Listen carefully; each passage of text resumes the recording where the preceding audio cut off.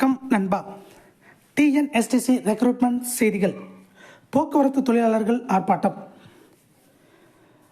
அரசு போக்குவரத்து கழகத்தில் காலியாக உள்ள பணியிடங்களை விரைந்து நிரப்ப வேண்டும் என்பது உள்ளிட்ட கோரிக்கைகளை வலியுறுத்தி தமிழ்நாடு அரசு போக்குவரத்து தொழிலாளர்கள் சங்கம் CITU சார்பில் வியாழக்கிழமை ஆர்ப்பாட்டம் நடைபெற்றது. மதுரை புறவழிச்சாலையில் உள்ள அரசு போக்குவரத்து கழக மண்டல அலுவலகம் முன் நடைபெற்ற ஆர்ப்பாட்டத்துக்கு சங்கத் தலைவர் மாரியப்பன் தலைமை வகித்தார். அரசு போக்குவரத்து கழக தொழிலாளர்களின் நியாயமான கேள்விகளுக்கு தமிழக அரசு விடை காண வேண்டும். ஓய்வூதிய பணங்களை விரைந்து விடுவிக்க வேண்டும். போக்குவரத்து துறையில் உள்ள 25,000 காலி பணியிடங்களை நிரப்பி இளைஞர்களின் வேலைவாய்ப்பை உறுதி செய்ய வேண்டும். பழைய ஓய்வூதிய திட்டத்தை மீண்டும் நடைமுறைப்படுத்த வேண்டும் என்பது உள்ளிட்ட கோரிக்கைகளை வலியுறுத்தி முழக்கமிட்டனர்.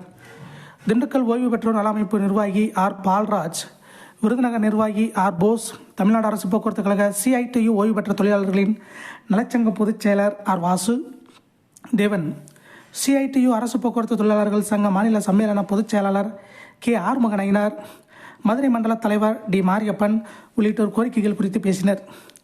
ஆர்ப்பாட்டத்தில் தமிழ்நாடு அரசு போக்குவரத்து தொழிலாளர்கள் சங்க CITU நிர்வாகிகள் உறுப்பினர்கள் கலந்து கொண்டனர்.